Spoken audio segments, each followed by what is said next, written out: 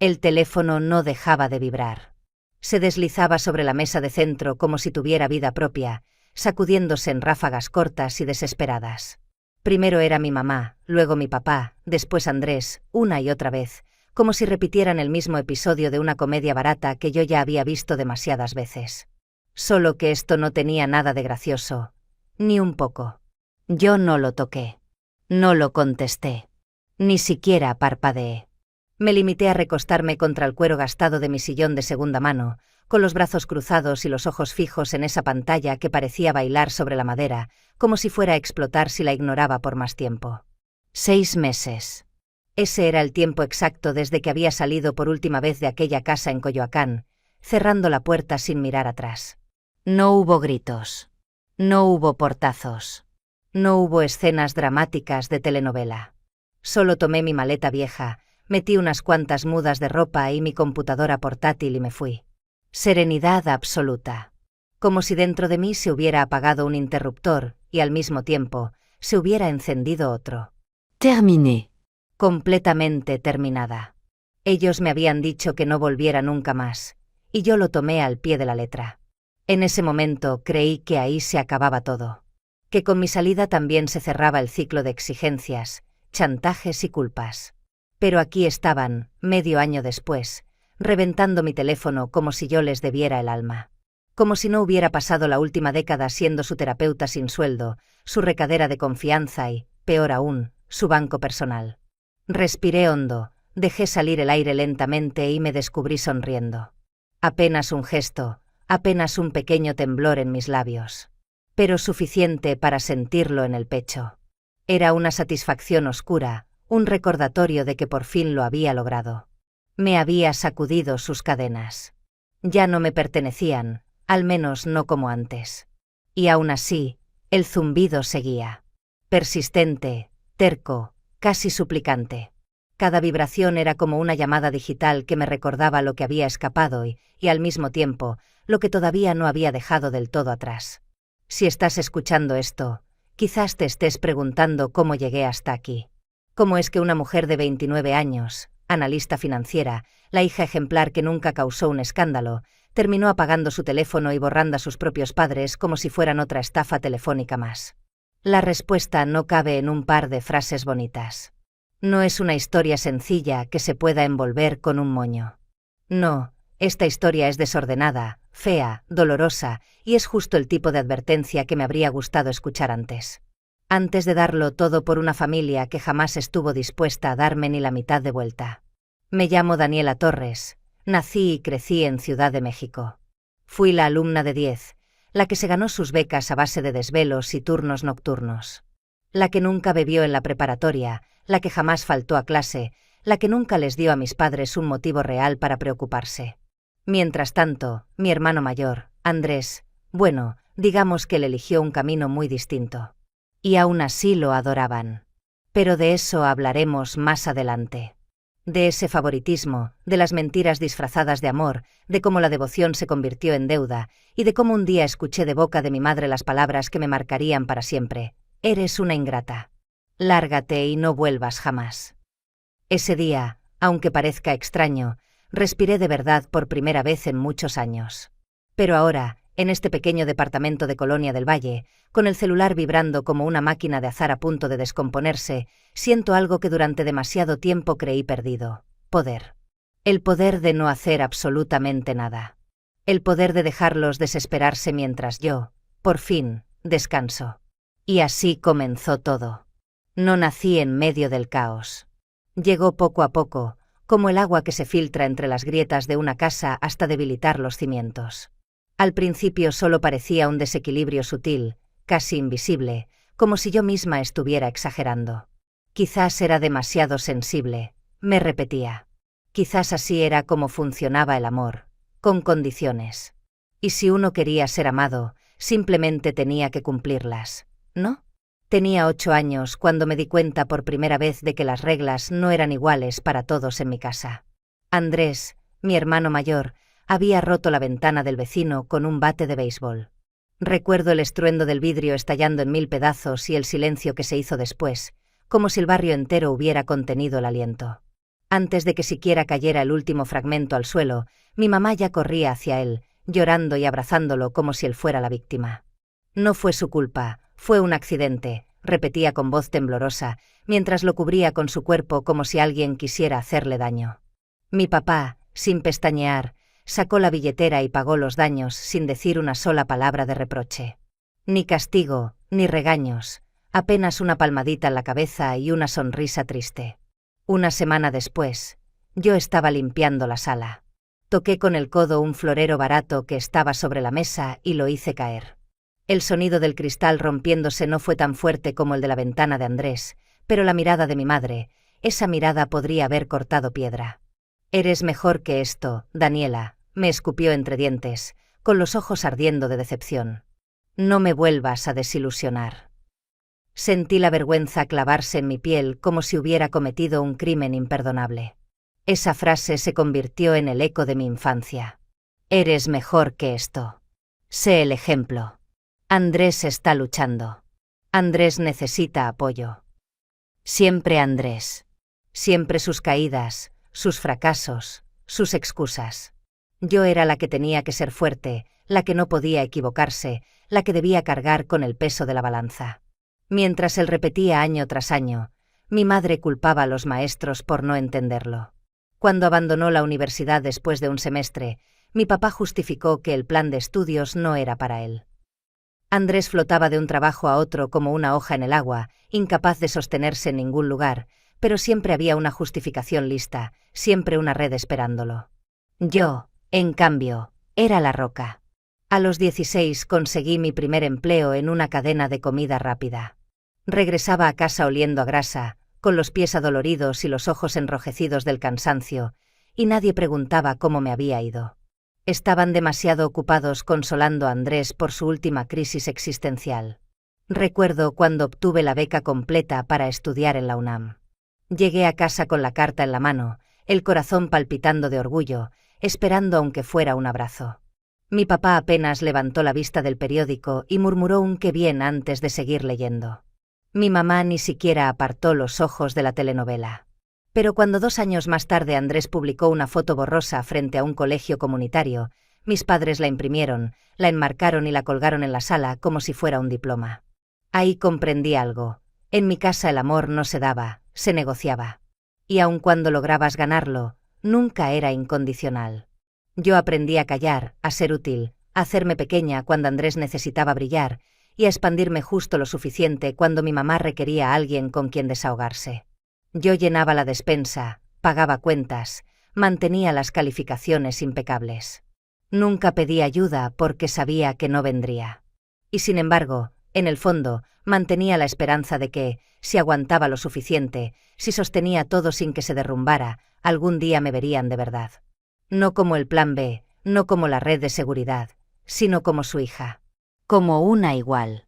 Ese día nunca llegó. Andrés no necesitaba mover un dedo. Mi mamá insistía en que solo requería más tiempo, y mi papá murmuraba que el mundo era más duro con los hombres. Mientras yo levantaba un muro de ladrillo tras ladrillo, él seguía dibujando garabatos en la tierra. Y aún así, me pedían a mí que esperara, que cediera, que diera más.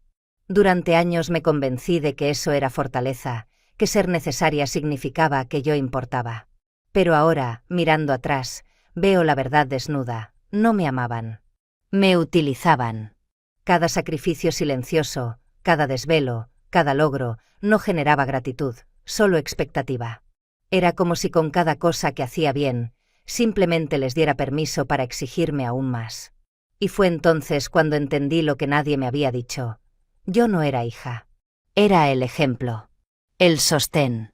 El reemplazo perfecto de lo que mi familia no podía, o no quería, ser. A los 16 años ya sabía lo que era el cansancio que te dobla la espalda. Mientras mis compañeros salían al cine o se reunían en cafeterías, yo estaba detrás de una caja registradora, con una gorra grasienta en la cabeza y una sonrisa forzada en el rostro, sirviendo hamburguesas y papas fritas hasta pasada la medianoche. Volví a casa con el uniforme oliendo a aceite recalentado, los pies adoloridos y las manos temblorosas de tanto apretar monedas y billetes. Y nadie me preguntaba jamás cómo había estado mi día. En esa misma casa, al mismo tiempo, Andrés se encerraba en su cuarto con el pretexto de estar encontrando su camino. Ese camino, en realidad, era una serie interminable de videojuegos y siestas, pero para mis padres siempre había una explicación. «Está pasando por un momento difícil», decía mi mamá, acariciándole el cabello como si todavía fuera un niño de 10 años. «Ya encontrará lo suyo, solo necesita tiempo», repetía mi papá, medio dormido en su sillón favorito. Mientras yo mantenía mis notas impecables y acumulaba horas de trabajo que me dejaban con los ojos rojos y los hombros caídos, Andrés seguía fracasando y aún así recibía sonrisas, abrazos, palabras de aliento. Cuando suspendía materias, mis padres culpaban al sistema. Cuando abandonó la universidad después de un semestre, dijeron que el programa simplemente no se ajustaba a su perfil. Todo era justificable. Todo era perdonable. Yo, en cambio, era tratada como si la perfección fuera lo mínimo exigible. Cuando gané la beca completa para continuar mis estudios universitarios, apenas obtuve un murmullo distraído de mi papá: «Está bien, Daniela». Mi mamá ni siquiera apartó la vista de la telenovela. Y sin embargo, cuando Andrés publicó una foto borrosa frente a un colegio comunitario, lo celebraron como si hubiera alcanzado la cima del éxito. Imprimieron la foto, la enmarcaron y la colgaron en la sala, como si aquel gesto simbólico superara los años de esfuerzo que yo llevaba acumulados. Con el tiempo, empecé a construir una creencia distorsionada, que el amor dentro de mi familia no era gratuito, sino una transacción. Que debía pagarse con sacrificios, con silencios, con renuncias. Pensaba que, si seguía aguantando, si entregaba cada pedazo de mí sin protestar, al final ellos me verían, me amarían no solo por lo que daba, sino por quién era. Pero esa validación nunca llegó. Lo que sí llegó fue un cansancio que se pegaba a los huesos. Un cansancio que se confundía con resignación.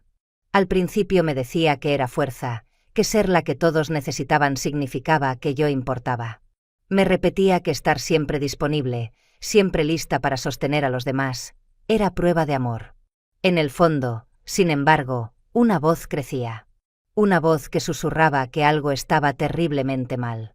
Porque cada sacrificio que hacía no generaba gratitud, sino expectativa. Cada logro mío se convertía en la nueva base mínima a partir de la cual podían exigir más.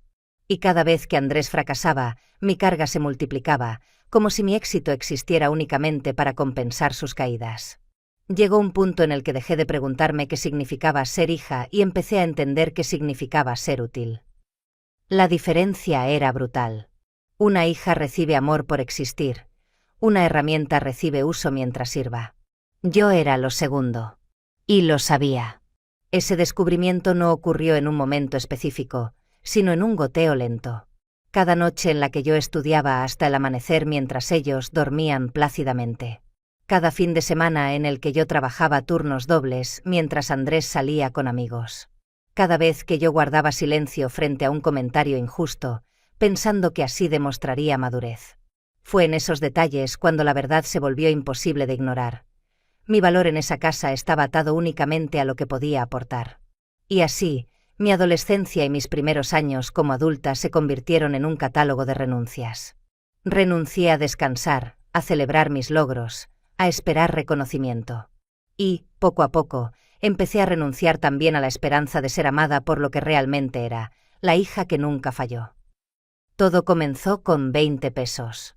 Una noche cualquiera, mientras terminaba un reporte para la oficina, sonó el teléfono. Era mi mamá, con esa voz suave, ensayada, que siempre usaba cuando estaba a punto de pedirme algo. «Hija, estamos un poco cortos con la luz. ¿Podrías ayudarnos solo esta vez?» Ni lo dudé. Abrí la aplicación del banco y transferí el dinero antes de que terminara de agradecerme.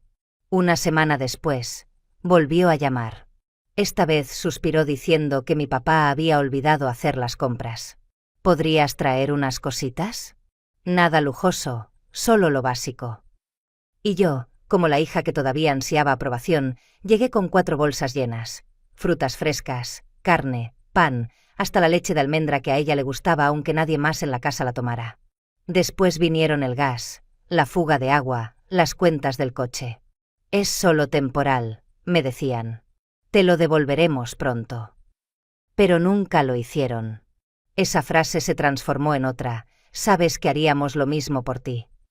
Pero la verdad era que no lo hacían. Nunca lo hicieron. Sin darme cuenta, las pequeñas ayudas se habían convertido en la columna vertebral de las finanzas familiares. Al principio lo llevaba en la cabeza, pero pronto tuve que abrir un archivo de Excel. Empecé a anotar cada transferencia, cada pago de supermercado, cada factura que yo cubría. Con cada fila que añadía, mi estómago se apretaba un poco más. Lo que en teoría era apoyo ocasional se había convertido en una dependencia total. Pagaba la luz, el agua, el gas, el internet, incluso parte del seguro. Y lo más devastador, estaba cubriendo casi toda la hipoteca de la casa. La misma casa en Coyoacán que, en teoría, pertenecía a todos nosotros, pero que en la práctica yo sostenía sola para que ellos pudieran seguir viviendo como si nada pasara. Mientras tanto, Andrés estaba en la sala, sentado frente al televisor, con el control en la mano como si fuera un apéndice de su cuerpo. Pasaba horas jugando videojuegos, comiendo directamente del envase de helado, sin aportar ni un peso, sin sentir ni la más mínima vergüenza.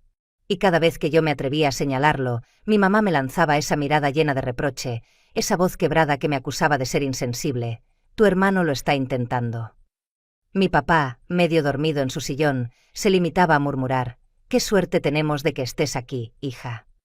Como si ese reconocimiento barato pudiera reemplazar los miles de pesos que cada mes salían de mi cuenta. Yo me decía que estaba bien, que podía con eso. Al fin y al cabo, era yo la que tenía el trabajo estable, el sueldo fijo, el apartamento en Colonia del Valle. Andrés todavía estaba encontrándose. Pero la verdad es que me estaba desangrando lentamente, en silencio. Mis fines de semana desaparecían en listas interminables de mandados para ellos. Llenar la despensa, pagar servicios, llevar el coche al taller. Mi sueldo se evaporaba antes de que pudiera siquiera pensar en ahorrar para mis propios sueños. Cancelé un viaje que había planeado durante meses porque ese mismo fin de semana mi mamá me llamó llorando diciendo que el banco estaba presionando. Suspendí el pago de mis préstamos estudiantiles para poder enviarles más dinero. Era como si estuviera quemando mi futuro para mantener a flote su presente. Y mientras yo sacrificaba todo eso, ellos seguían actuando como si fuera lo normal. Andrés rodaba los ojos cada vez que yo mencionaba un presupuesto. Mi mamá me lanzaba discursos eternos sobre lo dura que había sido la crisis. Mi papá se encerraba en un silencio culpable cuando tardaba más de un día en transferirles algo. Empecé a cambiar. Me volví más callada, más áspera. Cada llamada suya me provocaba un nudo en el estómago porque ya sabía lo que venía. Otra petición disfrazada de urgencia, otra factura que se había pasado por accidente.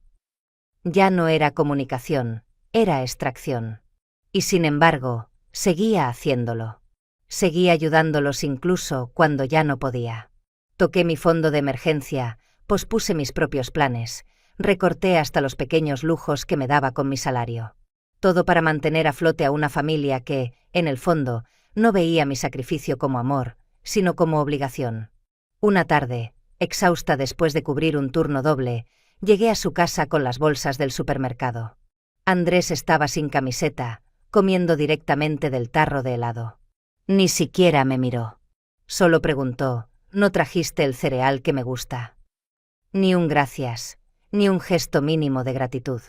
Solo exigencias. Fue en ese instante cuando lo comprendí con una claridad brutal. Ya no era su hija. Era su salvavidas. Su billetera. Su solución rápida. Lo que yo daba no se recibía como amor, sino como combustible para que siguieran explotándome. Y con esa certeza clavada en el pecho, lo único que sentí fue cansancio. Un cansancio denso, pegajoso, que no se iba ni con sueño ni con café. Era la señal de que estaba llegando al límite. Era un domingo frío de octubre. Mis brazos dolían por el peso de las bolsas del supermercado. Llevaba las llaves entre los dientes y trataba de que no se me cayeran ni las manzanas ni la leche de almendra que, dicho sea de paso, solo le gustaba a mi mamá. Al llegar vi que la luz del porche estaba encendida aunque era de día. Se me hizo raro, pero no le di importancia. Empujé la puerta con la cadera y entré en la casa donde había crecido, la misma que había estado sosteniendo en secreto durante 2 años para que no la embargaran. El aire se sentía distinto. Lo supe al instante. Ahí estaban, esperándome. Mi mamá, sentada en el sofá con los brazos cruzados y la mandíbula tensa. Esa expresión que reservaba para cuando quería intimidar a los maestros que castigaban a Andrés. Mi papá de pie, justo detrás de ella, con las manos en los bolsillos y un gesto vacío en la cara. Andrés, desparramado en el otro sofá, con un pie sobre la mesa de centro, tecleando en su teléfono como si yo no existiera. Ni un saludo. Ni un gracias por las bolsas que estaba dejando en el piso. Solo silencio, pesado, medido, cargado de algo que no sabía si era resentimiento o expectativa. «¿Qué pasa?», pregunté, apenas logrando que la voz no me temblara. Mi mamá no pestañeó. «Necesitamos hablar». El estómago se me hundió. Mi papá dio un paso al frente, con un tono ensayado. «Hemos estado pensando, y creemos que es hora de que empieces a contribuir más». Lo miré incrédula. «¿Contribuir más? Yo ya». «Ganas buen dinero», me interrumpió mi mamá con voz dura. «No es justo que nosotros estemos apenas sobreviviendo mientras tú vives sola y gastas tu salario como quieras». Algo dentro de mí se quebró en dos. Mi voz salió baja, pero firme. «He estado pagando la hipoteca. Durante 2 años. He cubierto sus cuentas, su despensa, su gas». Mi mamá bufó, agitando la mano como si mis palabras fueran humo. «Unas cuantas cuentas aquí y allá. Eso apenas cuenta». Apenas cuenta, sentí como mis puños se cerraban a los lados. He pagado la luz, el agua, el internet, la hipoteca entera. Mientras tanto, Andrés no paga ni un peso. Tiene 33 años y no ha tenido un empleo desde 2019. Y aún así, yo soy el problema porque me atreví a mudarme y vivir como adulta. Andrés levantó la mirada de su celular con un gesto de fastidio. «Por favor, Daniela, es solo dinero. Ellos han hecho mucho por nosotros». Giré la cabeza hacia él, la rabia vibrando en mi voz. «¿Por nosotros? ¿En qué parte de ese nosotros entras tú, si soy yo la única que mantiene todo a flote? ¿Qué has hecho tú además de hundirte cada vez más?» Ese fue el detonante.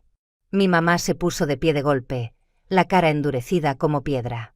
«No hables así de tu hermano. Él está haciendo su mayor esfuerzo». Me reí. Una risa seca, áspera, que me quemó la garganta. ¿Eso llamas esfuerzo? Porque lo que yo veo es a un hombre en calzones jugando videojuegos mientras yo pago la electricidad que le da energía a su consola. «Basta», tronó la voz de mi papá, fría, cortante. «Lo que te pedimos es simple, que asumas tu responsabilidad como buena hija. Esta casa es demasiado para que nosotros la manejemos solos. Es hora de que des un paso al frente». Ahí estaba. La línea. La frontera que habían dibujado con su exigencia, con su culpa, con su incapacidad para verme como algo más que una utilidad. Inhalé despacio, con calma. «Déjenme entender bien», dije. «Quieren que pague toda la hipoteca, que cubra todos los servicios, que siga fingiendo que Andrés no está sentado aquí sin hacer absolutamente nada, y ustedes no ven nada malo en eso». La boca de mi mamá se apretó en una línea delgada. «Solo pensamos que, como hija, querrías ayudar a tu familia». «¿Y Andrés qué es?», escupí con sarcasmo. «Un mueble decorativo». Andrés se enderezó de golpe. «Te odio. Yo no pedí nada de esto». «No», respondí con una calma helada. «Pero bien que te has beneficiado de todo lo que he dado». Y entonces, como una explosión, llegó el grito de mi mamá. «Si sales por esa puerta, no regreses jamás». Por un segundo, el mundo se detuvo. El tiempo, la respiración, hasta la luz en la sala. Miré alrededor. Los muebles que yo había ayudado a pagar, las luces que yo mantenía encendidas, las personas a las que les había entregado todo. Y no sentí nada. Ni tristeza, ni culpa. Solo claridad. Tomé mi bolso, caminé hasta la puerta, la abrí.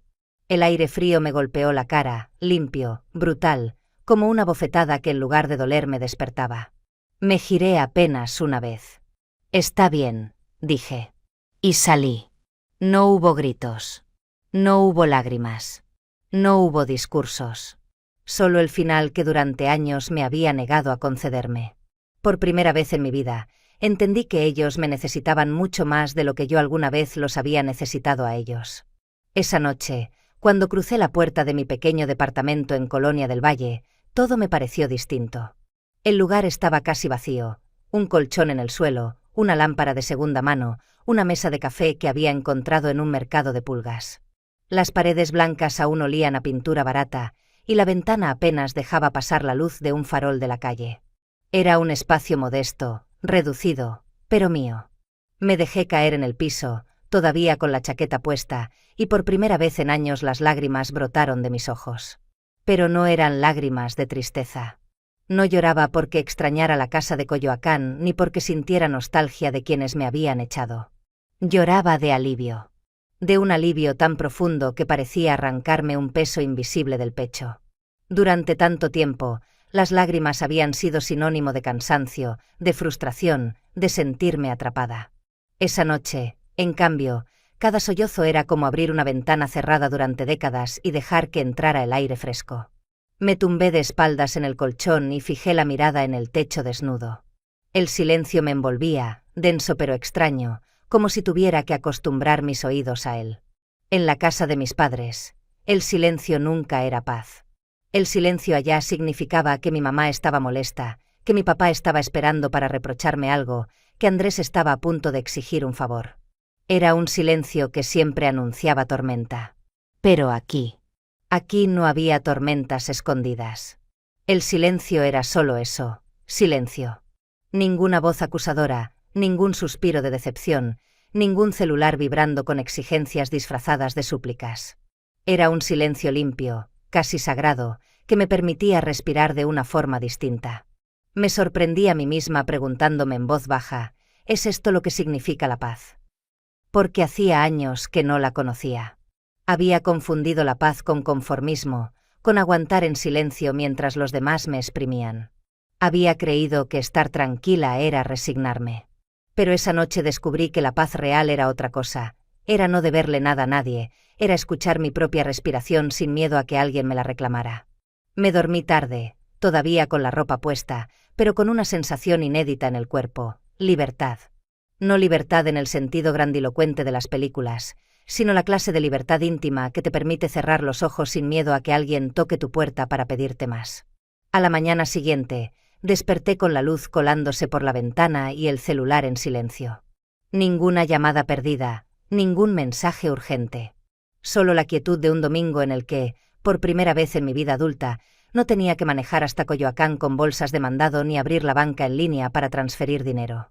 Me preparé un café sencillo, lo bebí lentamente, escuchando el sonido de la cucharita contra la taza. Y comprendí que ese gesto mínimo, cotidiano, tenía un valor enorme porque me pertenecía solo a mí. No era un café apurado antes de correr a rescatar a alguien más. No era energía prestada para sostener un techo que no era mío. Era mi café, en mi taza, en mi espacio. Esa fue mi primera noche de libertad. Una noche en la que lloré hasta vaciarme, en la que el silencio dejó de ser amenaza y se convirtió en refugio. Una noche en la que entendí que la paz no es la ausencia de ruido, sino la ausencia de cadenas. 6 meses pasaron en silencio. 6 meses en los que mi celular dejó de ser un arma contra mi paz para convertirse en un simple objeto sobre la mesa. Había aprendido a disfrutar de mi rutina, trabajar, volver a casa, preparar una cena sencilla, dormir sin interrupciones. Pero esa calma terminó una mañana cuando desperté y encontré un mensaje de mi papá: ¿por qué no has pagado la hipoteca este mes? Me quedé mirando la pantalla, incrédula. Era como si no hubiera pasado medio año desde que me echaron. Como si mis lágrimas, mis noches de desvelo, mi decisión de marcharme no hubieran existido. Respondí con un solo mensaje: pensé que ya no era bienvenida. Lo envié y me quedé observando el teléfono, esperando la tormenta. Y claro que llegó. Primero mi papá, otra vez: esto es serio, el banco amenaza con embargar la casa. Llámame. Después mi mamá: ¿qué te pasa? Estamos atrasados con la hipoteca, el banco nos llamó. Esto es culpa tuya, Daniela. Finalmente Andrés, en su estilo inconfundible: ¿en serio vas a dejar que perdamos la casa solo por un capricho? No respondí. En lugar de eso, marqué al banco. Adopté el tono profesional que uso en el trabajo, educada pero firme. Buenos días, soy Daniela Torres. Estuve a cargo de los pagos de la hipoteca de mis padres, pero dejé de hacerlo hace algunos meses. Quisiera confirmar el estado de la cuenta. Hubo un silencio, luego el tecleo de un teclado. La representante regresó a la línea con una frase que me cayó como un golpe seco. Señorita, la cuenta lleva 8 meses de atraso. 8 meses. Me quedé inmóvil, haciendo cálculos en mi cabeza. Eso significaba que incluso cuando yo aún transfería dinero religiosamente cada mes, ellos ya no estaban pagando la hipoteca. Ese dinero, se lo habían quedado. Colgué y una risa amarga escapó de mi garganta, demasiado dura para ser alegría, demasiado triste para ser alivio. Todo ese sacrificio, todas esas noches en vela, los viajes cancelados, los sueños pospuestos, y ni siquiera servían para lo que me decían. Yo era el balde con el que intentaban tapar un barco que ya se hundía, y ni siquiera me lo habían confesado. Tomé el teléfono y llamé a Andrés.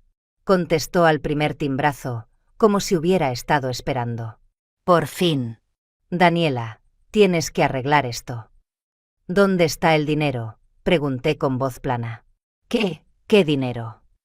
La hipoteca. El banco dice que no se paga completa desde hace 8 meses. Yo enviaba miles de pesos. Andrés, ¿dónde está ese dinero? Hubo un silencio torpe al otro lado de la línea. Luego tartamudeó. Yo, no sé. Eso lo ven mis papás. No me digas que no sabías nada. ¿Vives ahí? ¿No viste las cartas con sellos rojos? ¿No escuchaste las llamadas del banco? ¿No te pareció extraño que con todo lo que yo enviaba la luz seguía parpadeando? Su voz se volvió defensiva. Mira, las cosas estaban difíciles. Necesitaban ayuda. Y tú no estabas mal económicamente. Podías hacerlo. No te atrevas, le corté con una claridad helada. No uses mi éxito como excusa para sangrarme. No soy culpable de que tú hayas decidido no mover un dedo. Eres cruel, murmuró, con un tono que pretendía ser herido. No, respondí. Solo dejo que enfrenten las consecuencias de su propia irresponsabilidad. Es muy distinto. Y colgué. El teléfono sonó de inmediato. Ahora era mi mamá. Contra mi instinto, contesté. Su voz llegó aguda, cargada de histeria. ¿Cómo te atreves, Daniela? Sabes que necesitamos tu ayuda. El banco amenaza con quitarnos la casa. Me mantuve serena. Y pensaron que mentirme durante meses era la mejor forma de conseguir esa ayuda. No fue así, replicó cortante. Andrés ha estado pasando por un mal momento. No entiendes. ¿Un mal momento? Lleva una década entera en ese mal momento. ¿Y yo qué? Mis noches sin dormir, mis viajes cancelados, mis cuentas en rojo. Eso nunca contó. Mi papá se unió a la llamada, con su voz grave intentando sonar razonable. Hija, solo necesitamos apoyo este mes. Nada más. Estamos atrasados, pero si tú. Vendan la casa, lo interrumpí. El silencio que siguió fue casi palpable. No podemos, chilló mi mamá. Es nuestro hogar de toda la vida. Entonces debería haberles importado lo suficiente como para pagarlo, respondí, sin subir la voz. Por favor, Daniela, suplicó mi papá. Sé razonable. No necesitamos tu juicio, solo tu apoyo. Somos tus padres. Nos ayudarás, ¿verdad? Sentí una calma extraña recorrerme. Era la primera vez que no me temblaba la voz al responder. No. No soy su banco. No soy su plan de rescate. Soy su hija, y ustedes me trataron como una billetera.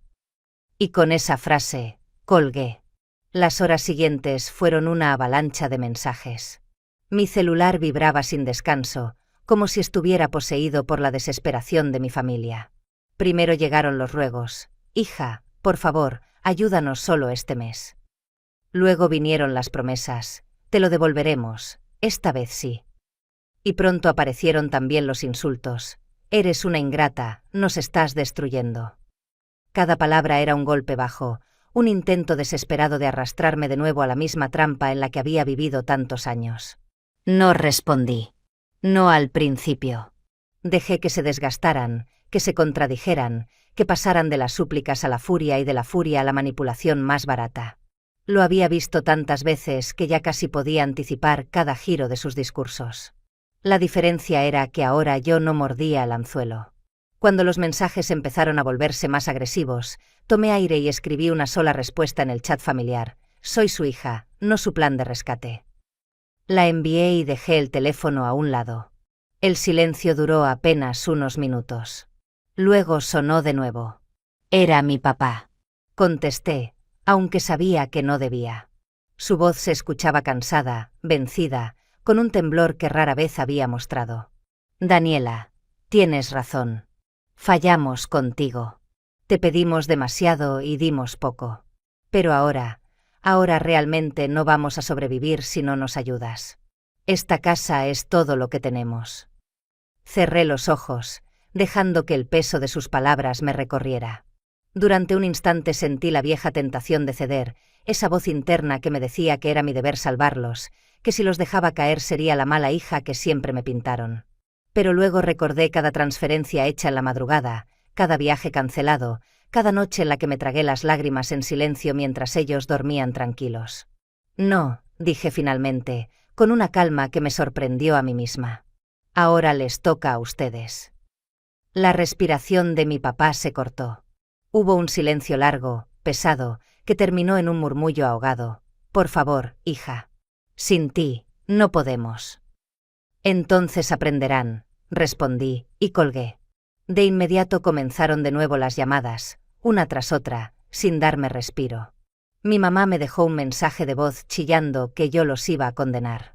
Andrés escribió insultos baratos, acusándome de ser egoísta, de haberme creído mejor que ellos. Mi papá volvió a escribir, esta vez más corto, más desesperado. Por favor, no nos abandones. Lo arreglaremos, te lo prometo. Pero yo ya no creía en sus promesas. No después de tantos años en los que cada solo esta vez se convertía en otra deuda. No después de descubrir que me habían mentido en la cara, tomando mi dinero para todo menos para lo que decían. Uno a uno, empecé a bloquearlos. Primero a Andrés, porque sus mensajes eran los más venenosos. Luego a mi mamá, porque sus gritos disfrazados de llanto me perseguían incluso en sueños.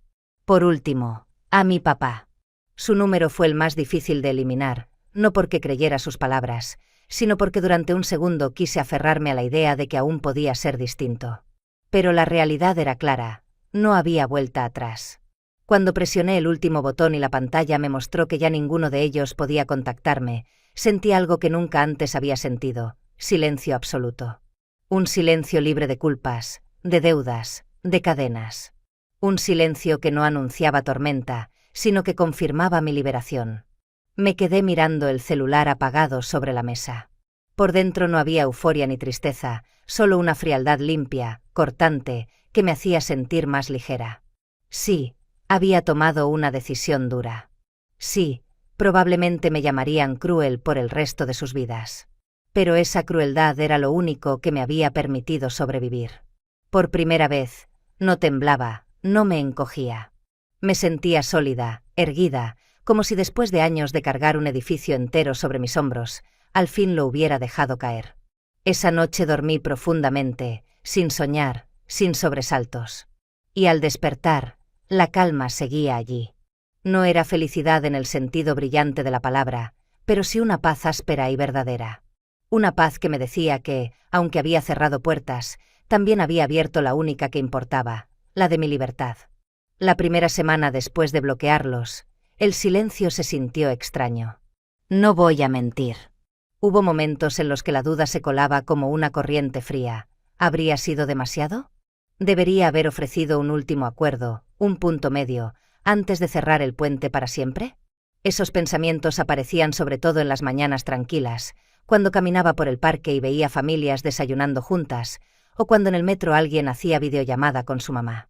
Entonces, un nudo me apretaba el pecho y la voz de mi madre resonaba: «Eres una ingrata». Pero cada vez que la nostalgia intentaba apretarme, la memoria también regresaba con fuerza. Recordaba los cumpleaños en esa casa, sí, los globos pegados en los gabinetes de la cocina, las fotografías de mi graduación colgadas en el pasillo. Recordaba incluso la cicatriz en el marco de la puerta, la que quedó cuando me caí corriendo con Andrés hacia el refrigerador. Eran memorias reales, imborrables, pero no eran sinónimo de amor. Eran apenas recuerdos atrapados en un lugar que también fue prisión. Porque detrás de esos globos venían las noches en que lloré frente a la computadora calculando si mi sueldo alcanzaría para la luz y el gas. Detrás de esa foto de graduación estaba la indiferencia de mis padres, incapaces de levantar la vista para celebrar mi logro. Y esa cicatriz en el marco no hablaba solo de juegos infantiles, sino también del inicio de un patrón, yo siempre cayendo, siempre golpeándome, mientras Andrés era protegido de todo. La memoria se disfraza de significado, me dije más de una vez. Nos hace creer que, porque algo tiene valor sentimental, también tiene valor real. Pero no. La verdad era que ese hogar nunca me dio seguridad. Me dio exigencias. No me dio apoyo. Me dio deudas. No me abandonaron el día que gritaron «lárgate y no regreses jamás». Me habían abandonado mucho antes, el día que dejaron de verme como hija y empezaron a verme como un plan de respaldo. Con el tiempo, comprendí que no me arrepiento de haberme ido. Lo único que lamento es no haberlo hecho antes. No haber escuchado esa voz interna que, durante años, me suplicaba que dijera basta. Hoy mi vida no es perfecta. Trabajo muchas horas, llego a casa cansada, mis muebles son de segunda mano. Pero cada objeto aquí lo he comprado yo. Cada cuenta la pago yo. Y eso me da una sensación de orgullo que ninguna aprobación de mis padres pudo darme. Mis fines de semana vuelven a ser míos. A veces los paso en soledad, cocinando, leyendo o simplemente viendo una película sin tener que sentir culpa. A veces los comparto con amigos que me valoran por lo que soy, no por lo que aporto. Y poco a poco, estoy aprendiendo a amarme de una manera que jamás experimenté en aquella casa. No sé qué pasará con ellos. Tal vez pierdan la casa y tengan que mudarse a un lugar más pequeño. Tal vez Andrés, por fin, se vea obligado a crecer. O tal vez busquen a otra persona que los sostenga. No lo sé. Y quizá nunca lo sepa. Pero lo que sí sé es que ahora respiro mejor, duermo más profundo, río sin sentirme culpable. Mi cuenta de ahorros ya no es un campo de batalla. Mi vida ya no es una lista interminable de pendientes ajenos. Mi valor ya no está atado a lo que doy, sino a lo que soy. Así que te pregunto a ti, que estás escuchando mi historia, ¿fui demasiado dura? ¿Dejé que mi enojo me cegara ante una oportunidad de reconciliación? ¿O, finalmente, hice lo único necesario para sobrevivir? Tal vez nunca encuentre una respuesta universal. Pero encontré la mía. Y mi respuesta es esta: no me arrepiento. Porque al final, la verdadera ingratitud habría sido seguir negándome a mí misma, seguir sacrificando mi vida entera por quienes nunca supieron valorar ni una parte de ella. Hoy camino sola. Sí. Pero también camino libre. Y en esa libertad, por primera vez, estoy aprendiendo lo que significa amarme.